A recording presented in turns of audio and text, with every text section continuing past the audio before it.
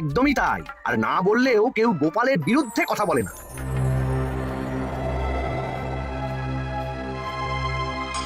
কি মন্ত্রী মশাই, আজকাল তো আমার কথা আর মনেই পড়ে না, ভুলে গেছেন নাকি? আরে না না ভগবান, তুমি হলে আমার তুরুপের দাস। ঠিক সময়ে ঠিক সুযোগ এলে তোমাকেই ডাকবো। একটু দেখবেন। হ্যাঁ, আরে নিশ্চয়ই নিশ্চয়ই। এই চলি রে, আবার রাজসভায় যেতে হবে।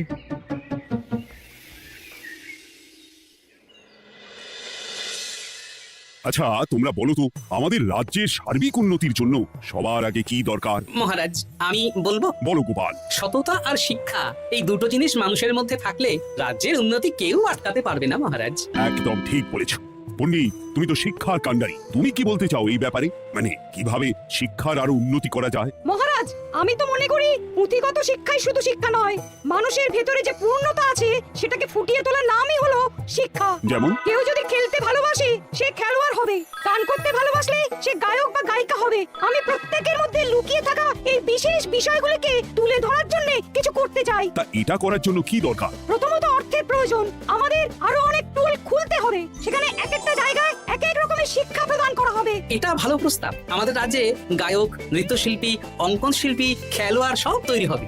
দেশ বিদেশে রাজ্যের নাম উজ্জ্বল হবে। মহারাজ, একদম এসব উল্টোপাল্টা খরচ করবেন না। কেন কেন? মহারাজ, রাজকোষে প্রথমত বেশি অর্থ নেই, যে কোনো সময় যুদ্ধ লাগতে পারে। তাই আমাদের উচিত প্রথমে এসব না করে কামান, গোলা বারুদ, ঢাল, তরোয়াল এসব কেনা। ঠিকই বলেছ। কদিন ধরেই শুনছিলাম সীমান্তবর্তী এলাকায় ইংরেজ সেনারা নাকি ঘুরঘুর করছিল। পণ্ডিত মশাই, আপনার এই সব পাণ্ডিত্য অন্য জায়গায় ফলাবেন কেমন? এসব করে লাভ কিচ্ছু নেই। কাউকে যদি ইংরেজরা গুলি করে সে কি গান শোনাবে? হ্যাঁ, মন্ত্রীর কথায় যুক্তি আছে। মহারাজ, আপনি বরং পণ্ডিত মশাইকে কিছুদিনের জন্য ছুটি দিয়ে দিন। পণ্ডিত মশাইয়ের মাথার একটু বিশ্রাম দরকার। হ্যাঁ পণ্ডিত, তুমি বরং দিন 15 জন্য তীর্থে ঘুরে এসো। যথা আজ্ঞা মহারাজ।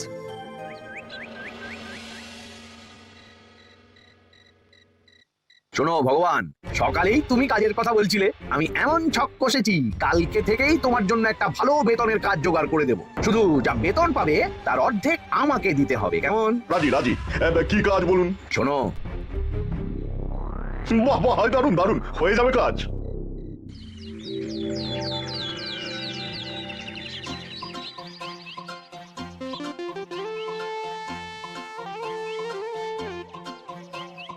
এই সকাল সকাল রাস্তায় ঘুরঘুর করছিস কেন? পড়াশোনা কি শিখে তুলে দিয়েছিস? পণ্ডিত মশাই তীর্থে গেছেন, এখন আমাদের ছুটি। দুপুর বেলা ভাত, রাতের বেলা রুটি।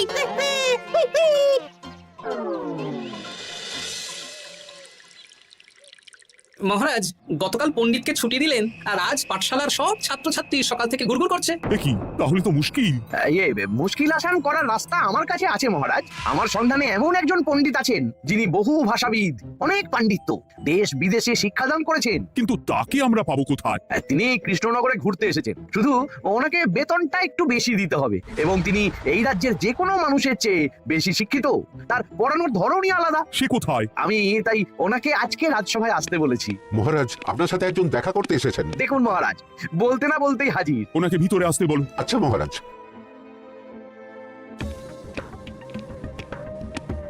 প্রণাম কৃষ্ণচন্দ্র, আমাকে আপনার মন্ত্রী ডেকেছেন তাই এলাম। মন্ত্রীর সাথে কথা হয়েছে আমাদের রাজ্যের শিক্ষার উন্নতির ব্যাপারে। আমাদের মানে?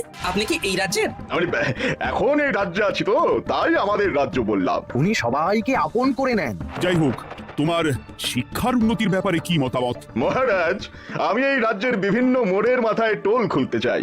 তার জন্য অনেক অর্থের প্রয়োজন। তাতে কি উপকার হবে? ছাত্রদের জন্য তো নির্দিষ্ট পাঠশালা আছে। যখন শত্রুরা আক্রমণ করতে আসবে তখন তারা দেখবে রাস্তার মোড়ে মোড়ে টোল, মোড়ে মোড়ে টোল। তারা বুঝতে পারবে এখানে সবাই শিক্ষিত। আর শিক্ষিত লোককে ক্ষমতার অধীনে রাখা কঠিন, যুদ্ধে জিতলেও শাসন করা মুশকিল। কারণ অশিক্ষিতকে বোকা বানানো সহজ, কিন্তু শিক্ষিতকে বোকা বানানো কঠিন। নতুন পণ্ডিত একদম ঠিক কথা বলেছে। কোনো বাইরের রাজা বা শত্রু আক্রমণ করার আগে 5 বার ভাববে। এই সেরেছে। গতকালই মন্ত্রী বলছিল শিক্ষার দরকার নেই, অস্ত্র কিনুন, আর আজকেই শিক্ষার পক্ষে কথা বলছে। ব্যাপারটা কেমন সন্দেহজনক, নজর রাখতে হচ্ছে। বেশ, আমি তোমার এই শিক্ষা সম্প্রসারণের প্রস্তাবে রাজি। মন্ত্রী, তুমি এই প্রকল্প দেখভাল করবে। আচ্ছা, কত খরচ হতে পারে একটা হিসেব করে আমাকে জানিও, আমি দিয়ে দেব। আচ্ছা মহারাজ, আপাতত 500 মোহর দিয়ে রাখুন, পরে যা লাগবে বলে দেব। উফ, সকালে এক পত্তন বাজার, বিকেলে এক পত্তন বাজার, আর পারি না। আরে হাত চালাও, হাত চালাও। বাহ বাহ বাহ, কাজ শুরু হয়ে গেল। হ্যাঁ, আর ছাত্রদের পাঠশালার কাছে যেতে হবে না। পাঠশালা ছাত্রদের বাড়ির কাছে চলে আসছে। যেখানে সেখানে পাঠশালা। এ তো যেখানে সেখানে শিক্ষা। ঠিক বলেছো। আজ থেকে আমি আর নতুন পণ্ডিত চালু করছি। ধরো শিক্ষা, মারো পেরে। শিক্ষাকে ছাত্রছাত্রীদের মধ্যে গেঁথে দিতে হবে। এতদিন জানতাম ধরতক্তা মার পেরে, এখন বদলে যাবে। কিন্তু একটা পণ্ডিত এতগুলো পাঠশালা একা সামলাবে কি করে? খেপে খেপে, মানে সকাল 6টা থেকে 7টা একটা জায়গায়, পরে 7:30 থেকে 8:30 আরেকটা, এইভাবে বিভিন্ন জায়গায় পণ্ডিত ঘুরে ঘুরে শিক্ষাদান করবেন। না, ব্যাপারটার উপরে মহারাজকে নজর রাখতে বলতে হবে। মহারাজ, আমার মনে হয় এই পাঠশালায় আগামীকাল থেকে কেমন পড়াশোনা শুরু হবে আপনার সেদিকে একটু নজর রাখা উচিত। হ্যাঁ, দেখি আগামীকাল সকাল সকাল বিভিন্ন পাঠশালায় গিয়ে নজর রাখবো। আর হ্যাঁ, আমাকে নতুন পণ্ডিত একটা তালিকা দিয়েছে, কোন পাঠশালায় কখন পড়াবে সেটার তালিকা। আমিও যাব আপনার সাথে।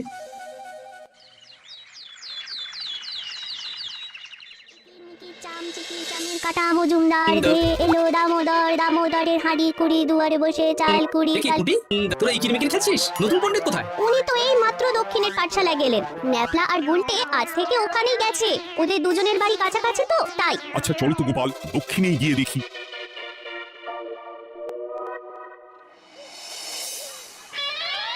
দেখি এখানেও তো নতুন পণ্ডিত নেই। নতুন পণ্ডিত মশাই আমাদের একের নামটা মুখস্থ করতে দিয়ে চলে গেলেন। একের নামটা? এসব কি হচ্ছে? শিক্ষার নামে অর্থের জলাঞ্জলি মহারাজ। না, আজই রাজসভায় এর বিচার হবে। মন্ত্রী, আমি যা দেখলাম তাতে শিক্ষা তো কদিন পরে লাটে উঠবে। আমার এক ভাগ্নি তো আজ পাঠশালায় গিয়ে লুকোচুরি খেলেছে। নামমাত্র পড়াশোনা আর বাকি সময় খেলা, এভাবেই বয়ে গেল বেলা। মন্ত্রী, এই তোমার নতুন পণ্ডিতের দৌড়।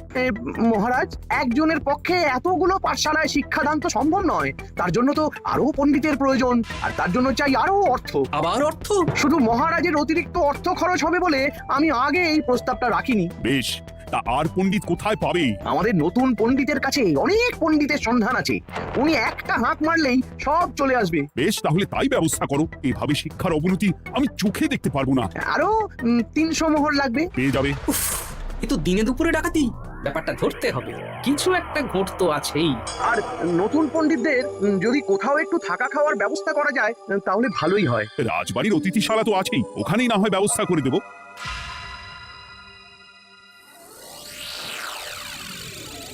শোন বটা ঘটা আর কেলে পচা, তোদের এইবার এই ভগবানের মতন শিক্ষাদান করতে হবে। আরে আমি তো শিক্ষা বানানই জানি না। সে না জানলেও হবে, শুধু দাড়ি গোফ লাগিয়ে নকল পণ্ডিত সেজে কালকে থেকে পাঠশালায় যেতে হবে। কাকে কোথায় যেতে হবে সব আমি বুঝিয়ে দেবো। আচ্ছা,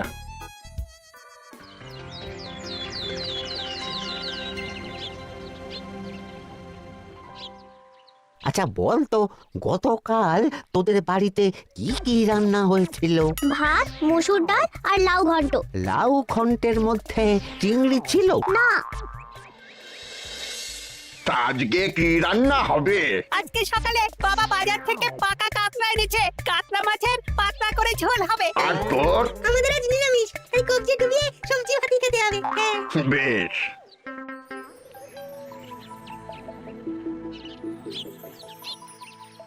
বল, আজকে তোরা কি কি শিখলি? আমি লাউ ঘন্ট। আমি সবজি ভাত, আমি কাতলা মাছ। কি বলছিস কি? আজকে তো পাঠশালায় এই সব আলোচনাই হয়েছে। এবারে ব্যাপারটা একেবারে সহ্য সীমার বাইরে চলে যাচ্ছে। দাদু, তোমাদের আগের পণ্ডিত মশাই ভালো ছিলেন। উনি কোথায় চলে গেলেন? মন্ত্রী মশাই ছলে বলে কৌশলে ওনাকে তীর্থে পাঠিয়েছেন। না, এখন আমাকে মন্ত্রী মশাইয়ের উপরে নজর রাখতে হবে।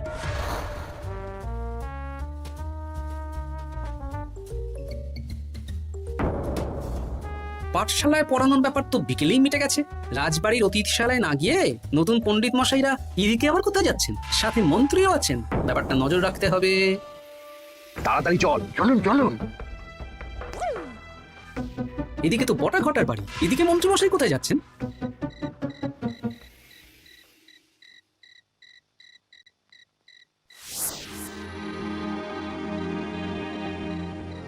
তারপর তোমরা সবাইকে কি শিক্ষা দিলে? শিক্ষায় স্যার আমাদের শিক্ষা নেই, চুরি করে দিন চলে। আমি কি করে শিক্ষা দেব? আরে ছাইপাশ দাড়ি গোঁফ থাকলে কি কুটকুট করে? তা বলেছিস বটা। আরে আরে আরে করছিসটা কি?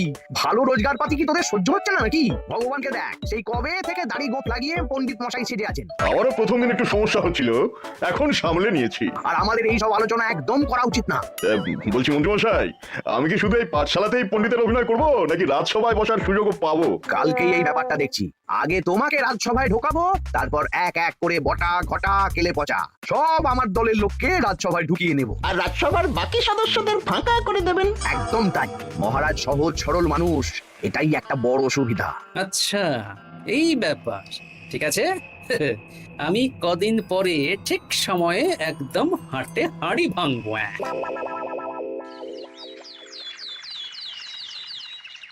তাহলে মন্ত্রী আর কোনো সমস্যা নেই তো? না না মহারাজ, এখন আর কোনো সমস্যা নেই। দেখবেন এই ধরশিক্ষা মারপের এক প্রকল্পের নাম চারিদিকে ছড়িয়ে পড়বে। আমার তো মনে হয় একটু পাঠশালাতে বিজ্ঞান নিয়েও আলোচনা করা উচিত। হবে হবে, সব হবে। এখনো সব বাচ্চারা অজ্ঞান হয়ে আছে। আগে শিক্ষায় জ্ঞান ফিরুক, তারপরে না হয় বিজ্ঞান নিয়ে আলোচনা করবে। বিজ্ঞানী তো প্রস্তাবটা খারাপ রাখেনি। তুমি কি বেশি বোঝো? তাহলে তুমিই তো বিজ্ঞান শেখাতে পারো। আমি কবিরাজি শিক্ষা দান করতে পারবো। তোমার কবিরাজি শিখতে কেউ রাজি নয়, চুপ থাকো। আহ, দেখাই যাক না বাচ্চারা কেমন শিক্ষা লাভ করে। মহারাজ, বলছি কি, আমাদের পণ্ডিতের আসনটা তো ফাঁকাই পড়ে আছে।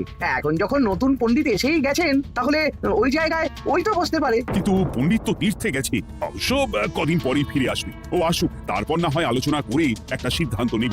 পণ্ডিত মশাই না হয় এসে পুজো পাঠটাই করুক, কিন্তু রাজসভা এরকম ফাঁকা থাকলে কেমন একটা লাগে। বেশ, তাহলে তাই হোক। কালকে থেকে নতুন পণ্ডিত আমাদের পুরনো পণ্ডিতের জায়গায় বসবে। এইভাবে রাজসভা ফাঁকা করে যেতে হবে।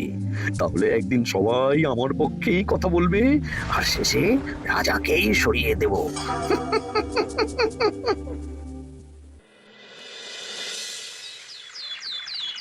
মহারাজ, সর্বনাশ হচ্ছে চারিদিকে। চলুন চলুন, আমি পুরো বিষয়টা ধরে ফেলেছি। কি ধরে ফেলেছো? শিক্ষার নামে ষড়যন্ত্র চলছে মহারাজ। রাজসভায় চলুন, সব বলছি। আচ্ছা আচ্ছা, আসছি। হ্যাঁ বলো গোপাল, তুমি কি বলছিলে শিক্ষার নামে ষড়যন্ত্র নাকি? মানে গোপাল মস্করা করছে নাকি? রাজ্যে দারুণ শিক্ষাদান চলছে। মহারাজ, আমি দেখে ফেলেছি আমাদের নতুন পণ্ডিত আসলে কোনো পণ্ডিত নন। ইনি আপনাকে আমাদের সবাইকে বোকা বানাচ্ছেন। তাই না? ডাকু দেখি নতুন পণ্ডিতকে। এই তো মহারাজ, আমি চলে এসেছি। এই তো ইনি বদমাশি করছেন, শিক্ষার্থীদের ভবিষ্যৎ নিয়ে খেলছে।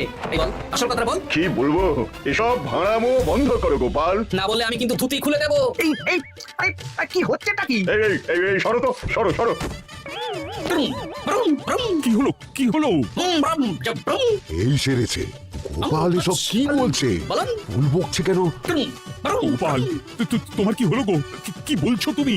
আমার কাছে বই তো, তুমি একটু দেখো তো গোপাল ঠিক আছে তো? এই যে নতুন পণ্ডিত, তুমি তো অনেক ভাষা জানো, তুমি বুঝতে পারছো? মহারাজ, আমি দেখছি গোপালের মনে হয় বিশ্রামের প্রয়োজন। এই এই, তোমরা কয়েকজন মিলে গোপালকে রাজবাড়ির অন্দরমহলে নিয়ে চলো। চলুন, আমি যাচ্ছি। ওহো, গোপালের কি হলো? মাথায় লেগে গেল? ভাষা চলে গেল? সব এই নতুন পণ্ডিতের জন্য। আম ভাল খাচ খাচ আয়ন আম মাস্টার কাচ। মহারাজ, আমার মনে হচ্ছে গোপালের বাইরে থেকে কিছু হয়নি, ভিতর থেকে কিছু হয়েছে। নারী স্পন্দন, হৃদস্পন্দন সব ঠিক আছে। আমার বড় যাব ভ্রম। কিন্তু গোপাল কি ভাষা বলছে বোঝা যাচ্ছে না। নতুন পণ্ডিত, একবার চেষ্টা করে দেখো না। আমার কথা হয় না। এসব তো আমি কিছুই বুঝতে পারছি না মহারাজ। আপনি যে এত দেশ বিদেশে ঘুরেছেন, আপনি বুঝতে পারছেন না? এ আমার এখতিয়ারের বাইরে। তোমার বাকি পণ্ডিতদের নিয়ে আসো তো, যারা পাঠশালায় পড়ায়। আমি বুঝতে পারছি না, বটা ঘটা কেলে পচা কি বুঝবে? আমার বড় যাব ভ্রম। চপ করো ঘট, নল খাবো মরব। তাই কিছুই তো বুঝতে পারছি না। রাজসভায় কাউকে না দেখতে পেয়ে এখানে এলাম। ওই তো আমাদের পুরনো পণ্ডিত চলে এসেছে। শুনলাম গোপালের নাকি কি হয়েছে। এই পণ্ডিত, তুমি দেখো তো গোপালের নতুন ভাষা উদ্ধার করতে পারো কিনা। কি গোপাল, তুমি কি ভাষায় কথা বলছো? আমার মতর ভাষা কত বলো। ওই দেখো আবার কি সব বলছে। আমা বোঝা তো পড়ছো, সবার সাথে মস্করা করছো। আমার ঠক ধরছ। হ্যাঁ, এই পণ্ডিত, এটা কি ভাষা? ঘাবড়াবেন না মহারাজ, এটা পাতি বাংলা ভাষা। বাংলা ভাষা? গোপাল শুধু আকার ইকার উকার আর বেশিরভাগ স্বরবর্ণ বাদ দিয়ে কথা বলছে। মানে গোপাল তম কছ কছ বলো। আমারও নাম গোপাল ভর। মহারাজ, গোপাল বলল আমার নাম গোপাল ভর। মম অত বকন মহারাজ। এর মধ্যে আকার ইকার উকার এসব বসিয়ে দেখুন তো কি হয়। আমার নাম গোপাল ভাঁড়, আমার নাম গোপাল ভাঁড়। অত, আমি অত, বকা বোকা, নই মহারাজ, মহারাজ আমি অত বোকা নই মহারাজ। এই তো সুন্দর ধরে ফেলেছেন। কি কেমন দিলাম? দেখলে আমাদের রাজ্যে মন্ত্রী ধরে আনা পণ্ডিতের পাণ্ডিত্য। সব এক একটা গাধা। হ্যাঁ এ কি ভগবান, বটা ঘটা কিলে পচা। মহারাজ এখান থেকে কি বুঝতে পারলেন? কি? শিক্ষার বাইরেও অন্যভাবে সমস্যার কি করে সমাধান করা যায়, তাও শুধুমাত্র উপস্থিত বুদ্ধি দিয়ে, যেটা আমাদের রাজপণ্ডিতের আছে। তা তো দেখতেই পাচ্ছি। আর সেই জন্যই মন্ত্রী ওনাকে সরাতে চেয়েছিলেন, আর কিছুদিনের মধ্যে সব সভাসদদের সরিয়ে দিতেন। আমি সব মতলব শুনেছিলাম, আর এই দিনটার জন্য অপেক্ষা করছিলাম। আজকেই তো পণ্ডিতের তীর্থ থেকে ফিরে আসার কথা। তাই আজকে এই ছোট্ট নাটকটি করলাম। এবার মন্ত্রী আর এই 4 জন নকল পণ্ডিতকে আচ্ছা করে কারাগারে গিয়ে ধোলাই দাও। ধোলাই হলো ওনাদের জন্য উপযুক্ত এবং উচিত শিক্ষা।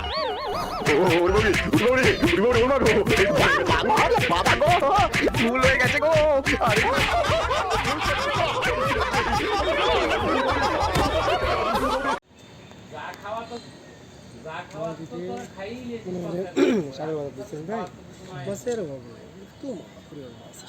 বিভিন্ন কালারের মাছ তো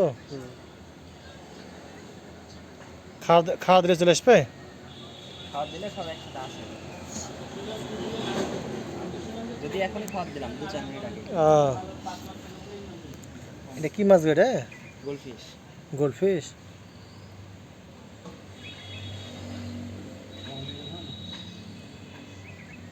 এনে কি কি মাছ আছে গো? গোলফিশ, কৈকাপ আর কমেট। কমেট। এনে কত মাছ আছে? 400। আপনার কৈকাপ আছে মোটামুটি 60 পিস, কমেট আছে 60 পিস, আর গোলফিশ আছে মনে হয় 3-4টা বেশি। এটা কত করে লাই? ছোটগুলো যেগুলো গেছে না, এগুলো 15 টাকা পিস। 15 টাকা পিস এগুলো? হ্যাঁ, আর বড় যেটা আছে ওটা 450 টাকা। আর তাছাড়া টুকটাক 20 টাকা, 30 টাকা, 50 টাকা বাড়িতে কিনা ছিল তো, বাড়িতে পুষতাম আগে। হ্যাঁ, ছোট ছোট ডিম পায় না? এটা ডিম, হ্যাঁ ডিম পেড়ে বাচ্চা ফোটায়। হ্যাঁ বুঝতে পারছি। আমরা একবার চিকিৎসা করতাম, হ্যাঁ, আর এই গরু খামারের চারের ভিতরে বুঝতেছেন ভাই, পানি দেয় না, প্রচুর পরিমাণে বাতাস দিয়ে রেখে দিচ্ছে কিছু করা ছোটো ছোটো।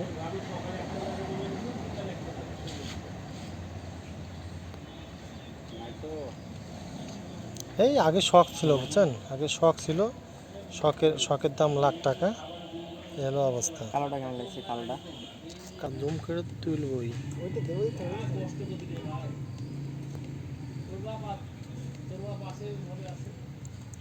তরকারি গরম করছে গো?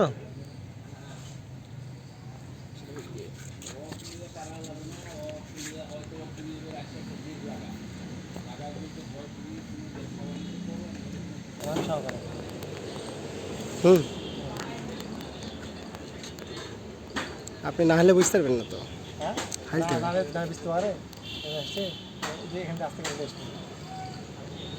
খালা লাগবে, দেখা যায় না।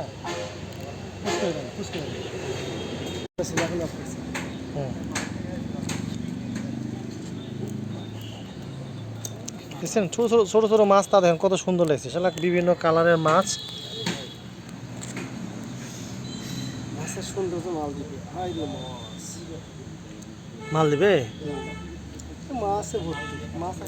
দেখেন কত সুন্দর সুন্দর মাছ, বিভিন্ন কালারের মাছ একসঙ্গে ঝাঁক বেঁধে।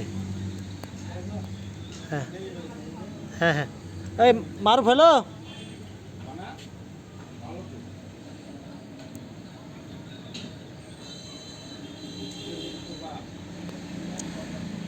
কে কে মাছ চিনেন? নাম কি? সুন্দর সুন্দর মাছ।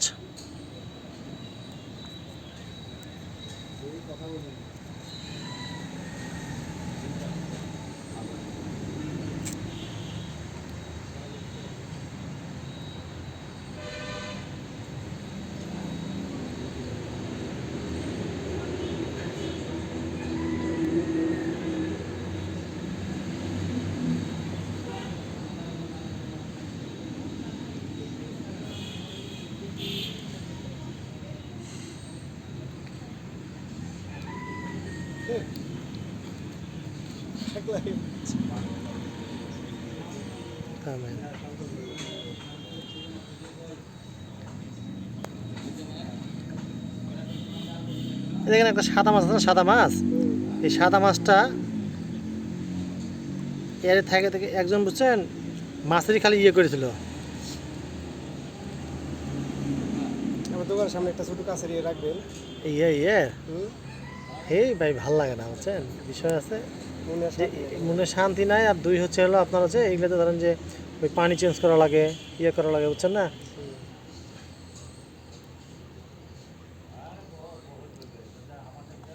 মাছগুলো দেখছেন না কত সুন্দর খেলছে। আমার বিটি যদি দেখতো বুঝছেন তাহলে আমার লাফালাফি শুরু করে দিত। আমার বেটা একটা, বিটি একটা।